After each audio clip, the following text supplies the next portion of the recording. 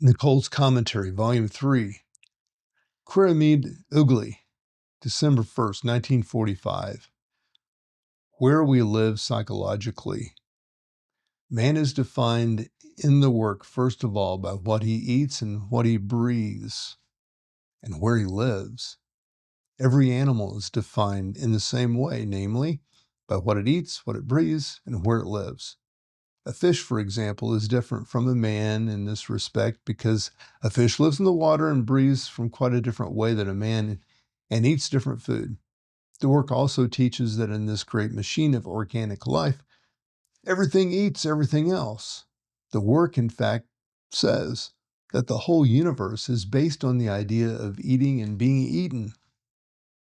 Just think for a moment, can any one of you live without eating something else? Let us take simply organic life itself, namely this sensitive film which surrounds this small planet called the Earth. This sensitive film is fed by a great energy of the sun to begin with, but everything in organic life on this Earth exists only by eating something else. Some of you have heard this idea before, into which I am not going to go much further tonight, but I will return to the opening phrase. Man is defined in this work by what he eats, what he breathes, and where he lives. Now let us take this idea psychologically and not literally. Let me ask you, what do you eat psychologically? What do you breathe psychologically? And where do you live psychologically?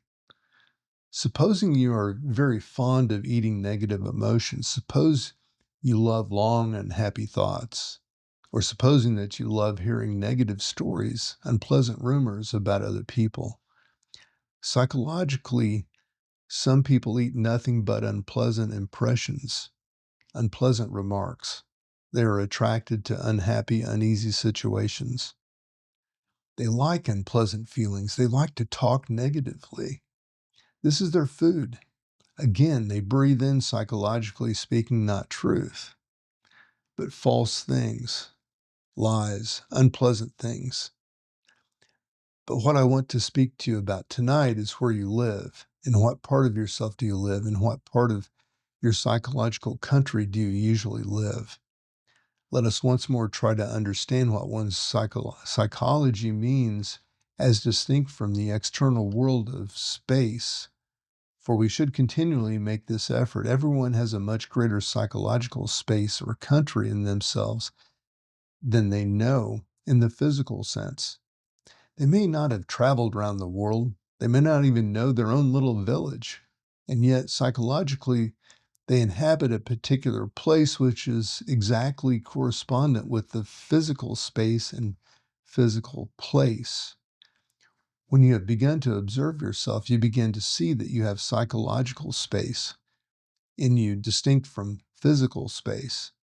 Then you begin to understand what it means that you may be in a very bad place in yourself at any particular moment, just as you might be in a dark, evil street full of robbers, gunmen, and so on, in the external physical sense. It takes a long time for us to understand what we can be, that we can be in a dangerous and evil place in ourselves, and to realize this requires a great deal of objective strength towards oneself. After a long time, I began to have a more objective relationship to myself in the sense that I began to realize that at some moment or other, I was in a very bad place in myself, and I was surrounded by very bad eyes. In fact, evil eyes, that I must be very careful how to behave. Just exactly as if I were in a very bad slum, surrounded by extremely evil-looking people. What is so extraordinary is that people do not notice that they have a much bigger psychological country that they are living in than the external world that they know. I was speaking the other day to someone about this. This person said, I do not understand what you mean by psychological country. Where is it? How do we find it? it was impossible for me to explain anything further in this particular case because the person to whom I was speaking was extremely externally minded, saw only things outside and not things inside. That is, the world for him was only what is registered by the senses and not what was registered by self-observation. Now every devil and angel is already in you in this psychological country to which you gain access through your own self-observation.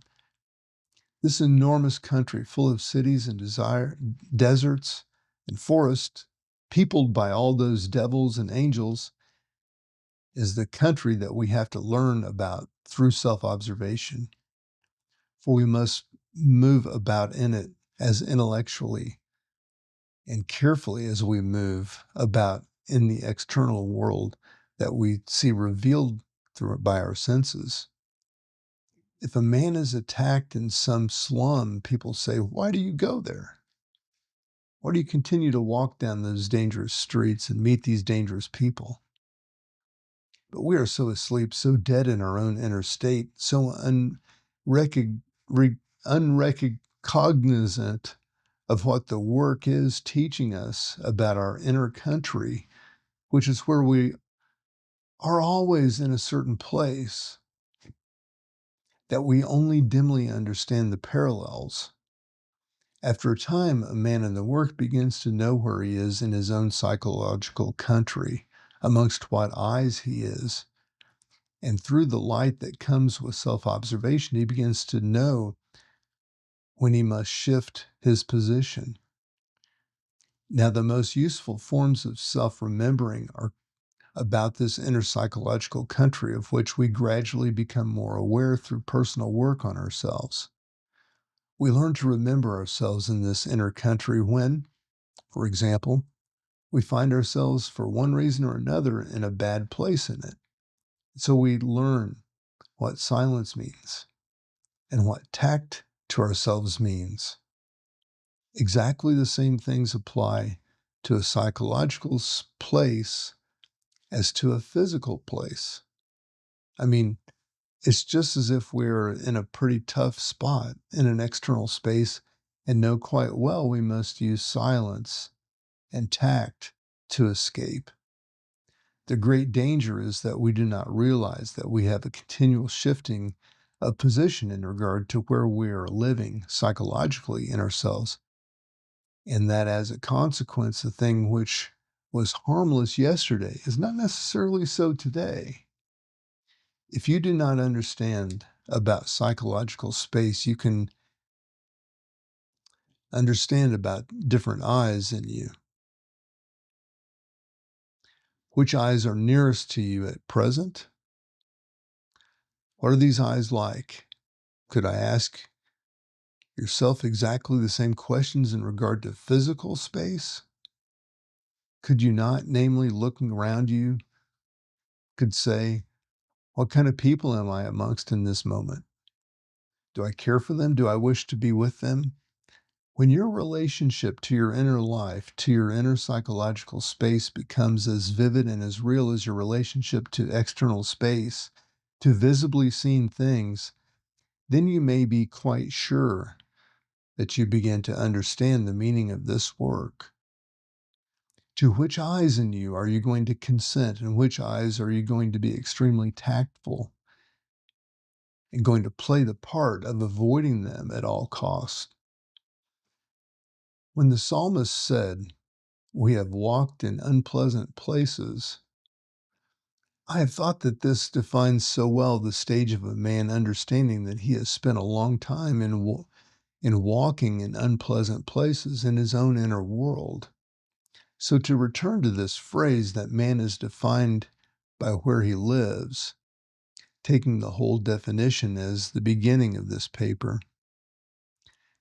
if we take it psychologically and not merely literally, it is a very good question to ask yourselves sometimes. Where am I living in myself at this moment?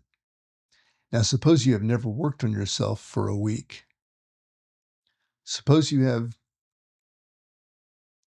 asked yourself, Where am I living in myself at this moment? Now, suppose you've never worked on yourself for a week. Suppose you have swelled your internal accounts, or suppose that you're full of the idea of, if only.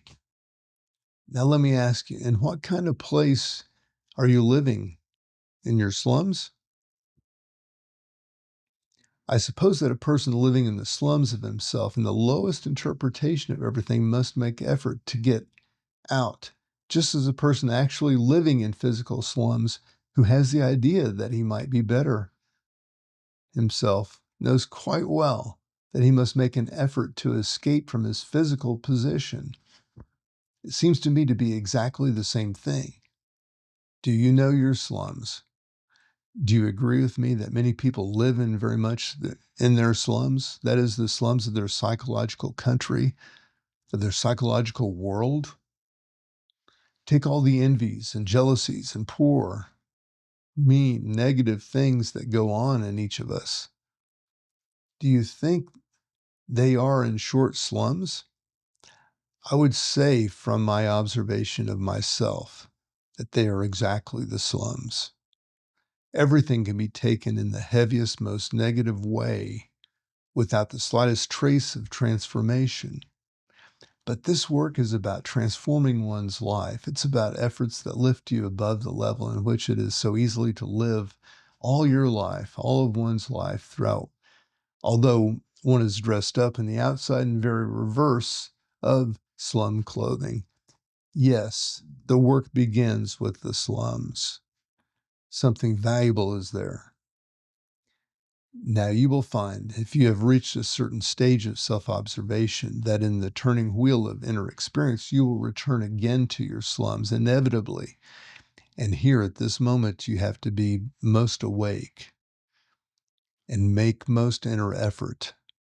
At another point, you may find that you do not have to make such effort because you're not living in a bad place in yourself.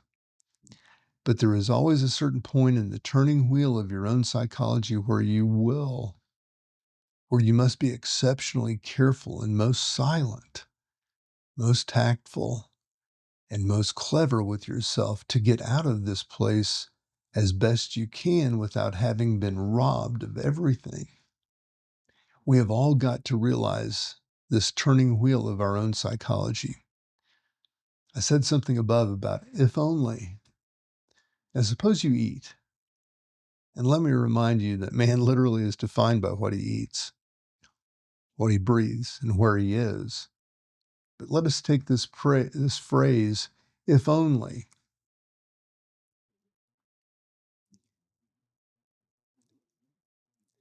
Is that good food to eat, psychologically speaking? If only. Suppose that I am eating all these impressions on the basis of if only. This faded food, this is dead, negative food, and it will not make it possible for me to transform anything in my being. The attitude represented by if only prevents work, but we can always work. We can always go into another part of our psychological country if we observe and separate from some typical habitual eyes.